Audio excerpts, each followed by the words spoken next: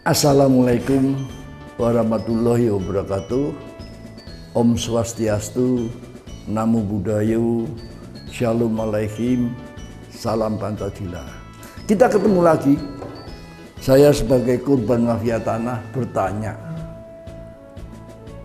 kemana kami harus mencari perlindungan untuk mendapatkan kepastian hak? Saudara-saudara sebangsa dan setanah air, terutama para korban mafia tanah, kita bangga menjadi warga negara Republik Indonesia. Negara berdasar hukum yang secara teori menjunjung tinggi kepastian dan keadilan hukum sesuai dengan Pancasila dan Undang-Undang Dasar 45. Tetapi harus kita akui, hari-hari ini kita prihatin dengan carut-marut kedaulatan hukum atau praktek hukum di negara kita ini. Kita mendengar kabar yang mengerikan. Menteri Pertanian ditersangkakan oleh KPK, ditangkap. Sebaliknya, Ketua KPK ditersangkakan karena memeras Menteri Pertanian oleh Polda Metro. Ini mengerikan. Kalau dulu ada cicak buaya, ini sekarang buaya lawan buaya. Sama-sama punya bedil, sama-sama punya tentara. Mana yang benar? Ini mengerikan betul. Selain itu, tersebar viral berita yang sangat menyedihkan bahwa kasus Jessica yang dituduh meracun Mirna tahun 16 itu divonis 20 tahun penjara. Ternyata memanggil satu kontroversi karena peradilannya dianggap tidak beres. Ada peradilan sesat. Menurut hukum prinsip atau prinsip hukum, setiap pembunuhan atau kematian tidak wajar yang mencurigakan, maka harus dilakukan otopsi untuk mengetahui sebab kematian yang pasti. Ternyata kasus Mirna tidak ada otopsi.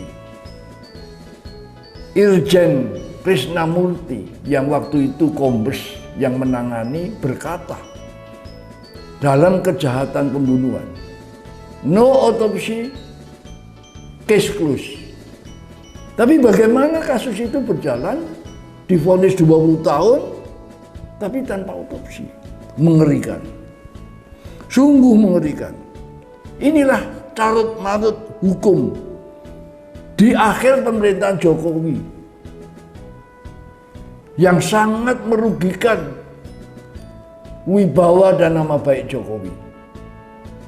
Beliau berprestasi dengan segala prestasi gemilang, mengembalikan Freeport sebagai milik bangsa, mengembalikan ladang Mahakam di Kalimantan, mengembalikan Exxon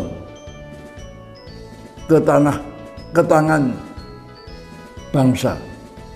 Tetapi dengan carut-marut hukum seperti ini, apalagi menjelang tahun politik, ini benar-benar mendelegitimasi nama baik dan wibawa Presiden Jokowi. Saudara-saudara,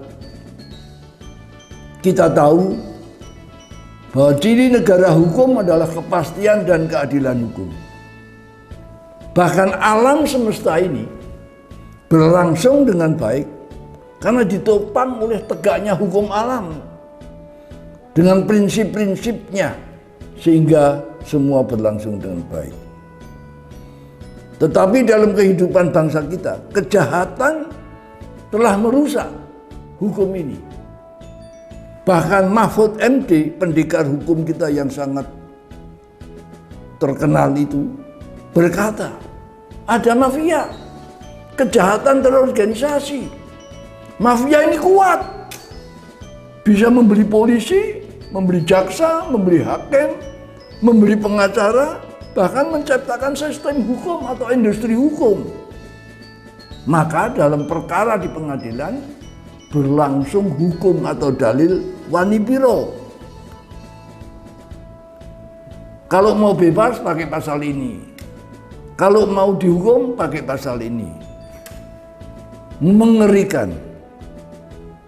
Benarlah apa yang dikatakan Bung Karno, founding fathers kita, bahwa perjuanganku melawan mengusir penjajah lebih ringan daripada perjuanganmu karena melawan bangsamu sendiri. Musuh kita, kata Pak Mahfud MD, adalah para pejabat. Gila enggak? Pejabat yang korup, pejabat agen mafia atau menjadi pimpinan mafia. Nah, kalau pejabatnya seperti ini, lalu di mana rakyat ini harus minta perlindungan? Saudara-saudara sebangsa dan setanah air, terutama korban mafia. Kami korban mafia, bukan sengketa tanah. Kata Pak Firdaus, Direktur Sengketa waktu mediasi dengan PT Mustika Candraguna di Dirjen ATR BPN. Memang bukan sengketa, karena kami tidak ada hubungannya dengan Mustika Chandra Sinarmas Group. Tidak ada hubungan keluarga, tidak ada hubungan hukum dalam kerjasama. Mengerikan. Contohnya, Saudara Budi Kendi, Ketua Forum Korban Mafia Tanah Indonesia, dilaporkan memasukkan dokumen girik tanah, padahal dia hanya beli. Seharusnya yang dilaporkan memasukkan itu adalah yang menjual. Tapi pengadilan telah memvonis Budi Kendi dan istrinya 2 tahun penjara. Luar biasa kejahatan mafia tanah ini. Mengerikan. Sehingga kami tidak berani ke pengadilan. Belum pernah ada korban mafia tanah menang. Apalagi menghadapi pengembang-pengembang raksasa atau naga-naga itu. Kami sampaikan masalah kami. Kami adalah korban perampasan tanah yang sangat memalukan negara karena melanggar hukum prinsip dan prinsip hukum yang berlaku di Republik Indonesia. Pertama, tanah kami atas nama almarhum John Pisanis didapat atau dibeli dari Komando Pembangunan Asian Games dengan kwitansi 3/40/KUT/S62 tanggal 12 November 1962 pasal 2/5 perpetakan VL/BZ di Jalan MT Haryono BZ3 Kebun Baru. Luasnya 3.750 meter persegi. Berkasnya sudah diserahkan oleh Yayasan Gelora Bung Karno International Political Avenue kepada Kantor Agraria Jakarta atas permintaan Gubernur Jakarta sebagai pendaftaran tanah dengan surat nomor 169/dir/66 tanggal 26 Juli 1966, tentunya termasuk tanah kami almarhum John Pisanis di BZ3 itu, dan telah diteguhkan oleh klarifikasi Seknek PPKG Buka kepada Saber Pungli Kemenko Polhukam dengan surat nomor 263 PPKG-BK /12/2019 tanggal 27 Desember 2019 dan diakui oleh ATR BPN dalam berita acara pengukuran nomor 2200-3.3.74.200/9/2015 tanggal 9 September 2015 kepada Polda Metro Jaya bahwa tanah kami ada di HGB 166 PT Mustika Chandra Guna yang haknya 7.955 meter persegi, tapi telah memagar lahan seluas 10.699 meter persegi. Ada kelebihan 2.744 meter persegi yang patut diduga adalah bagian tanah kami. 2. Tanah kami sudah dibuat menjadi bengkel John Service, tiba-tiba ditimpa oleh HGB 2 Umar Mubarak Baluwel berdasarkan keputusan Menteri nomor Romawi 3/21/KA/63 tanggal 25 Mei 63 di atas tanah BZ1 BZ7 termasuk tanah kami BZ3 luasnya 20.535 meter persegi. Ini merupakan pelanggaran prinsip. Maka Ibu Maria Pisanis berjuang dan membuktikan bahwa HGB 2 itu melanggar hukum prinsip dan dibatalkan. Antara lain surat Obstipus K61 Obstipus /9/1985 10 September 1905. Juga keputusan Menpan nomor R122/1/Menpan/Menpan/11/85 tanggal 13 November 85 diulangi lagi karena tidak ditindaklanjuti dengan surat R47/1/Menpan/2/1986 tanggal 14 Februari 1986. Tetapi anehnya Kantah ATR BPN Jakarta Selatan Bapak Elias Tirjo yang sekarang adalah Dirjen 7 ATR BPN dalam klarifikasi kepada Saber Pungli Kemenko Polhukam nomor MP 0149.31.74/3/2020 tanggal 5 Maret 2020 menyatakan bahwa ATR BPN masih berpegang pada HGB 2 dalam warkah karena surat pencabutannya belum diketemukan. Sebenarnya muncul pertanyaan, sebegitu bobrokkah administrasi ATR BPN? Sekian banyak surat pencabutan, tidak ada semua. Ini belum diketemukan, disembunyikan, atau dihilangkan. Permainan apa ini? Lebih mengerikan, Pak. Sikap Kementerian lebih mengerikan lagi. Irjen ATR BPN, Bapak Sunreso, pejabat tinggi eselon 1, dengan nyata menyatakan bahwa hak kami, termasuk hak Seknek PPK GBK, tidak jelas.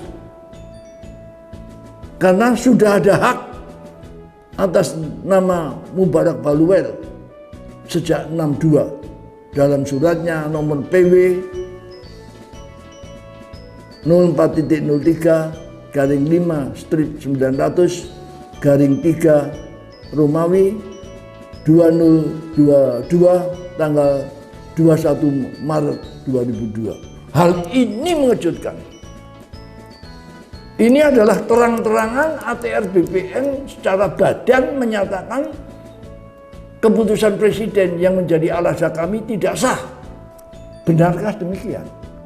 Artinya Bung Karno atau Komando Urusan Pembangunan Asian Games itu menipu rakyat, menjual, memberikan hak tanah yang tidak sah.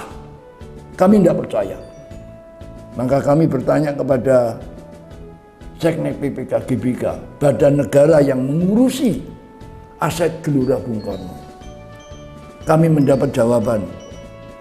Dalam surat nomor B35 garing PPKGBK garing Dirut garing 04 2022 tanggal 13 April 2022, hampir sebulan setelah itu, yang menerangkan bahwa surat kami sah dan sudah cukup dan sudah benar. Nah, muncul pertanyaan, mana yang benar? Surat Seknek atau surat Irjen? Kalau surat Seknek yang benar, berarti ada masalah di ATR BPN. Mungkin ada mafia, seperti yang dikatakan Menteri Sofyan Djalil. Tapi kalau yang benar Irjen, kami ditipu oleh Bung Karno dan Komando Usaha Pembangunan Asian Games. Kami sampaikan itu pada Irjen. Akhirnya Irjen mengadakan pemeriksaan ulang, peninjauan lapangan tanggal 2 Agustus 2022, membentuk tim yang kami melibatkan juga Kemenpan ATR BPN, melibatkan Kementerian Pan RB, melibatkan Seknek Gelora Bung Karno. Hasilnya dalam berita acara itu dikatakan dalam surat nomor 0101-3959.31.74 garing 10 Romawi garing 2022 tanggal 27 Oktober 2022 yang menyatakan bahwa tanah kami sah dan benar. Wah, nampaknya kebenaran dinyatakan. Dan HGB 2 sudah dibatalkan. Jadi sebenarnya ATR BPN masih mengakui hukum prinsip yang berlaku di Indonesia. Tetapi dalam surat itu dikatakan bahwa tanah kami terkena proyek negara BC1, BC2, BC3 dan mendapat ganti rugi. Kami disuruh bertanya kepada Kementerian Keuangan, Bendahara Negara. Kami bertanya ke sana dan dibalas oleh Menteri Keuangan dengan surat nomor S.21 garing KN.7 garing 2023 tanggal 29 Mei 2023 yang balik bertanya kepada ATR BPN, kalau itu proyek negara, minta penjelasan terbitnya HGB 1666 PT Mustika Candraguna. Bahwa kita tahu PT Mustika itu bukan badan negara, atau itu negara dalam negara. Maka saudara-saudara terhormat, kami ingatkan bahwa HGB 1666 PT Mustika Candraguna itu alasnya adalah HGB 2 yang sudah dibatalkan, yang diakui oleh Kakantah Jakarta Selatan. Suratnya belum ketemu. Nah, sekarang udah ketemu. Sekarang Kakantah itu sudah jadi Dirjen 7. Apa yang harus dilakukan oleh Kementerian ATR BPN? Kalau surat itu terbukti HGB 166 alasnya HGB 2 yang sudah dibatalkan dan sudah ketemu. Pelanggaran ini adalah pelanggaran hukum prinsip dan prinsip hukum. Dan ini melibatkan pejabat tinggi eselon 1 di ATR BPN. Sungguh mengerikan. Oleh karena itu kami bertanya, kami korban mafia ini harus minta perlindungan kepada siapa? Kalau modelnya, cara kerjanya ATR BPN seperti ini, ya kami cuma berdoa, semoga masih ada nurani yang jujur. Kami mohon kepada pemerintah, kepada Presiden Jokowi, kepada Pak Mahfud, kepada Kapolri, di mana kedaulatan hukum. Semoga masih ada roh ilahi yang berbisik pada nurani pejabat yang masih jujur, yang kami percaya masih banyak di Indonesia. Semoga. Wassalamualaikum warahmatullahi wabarakatuh.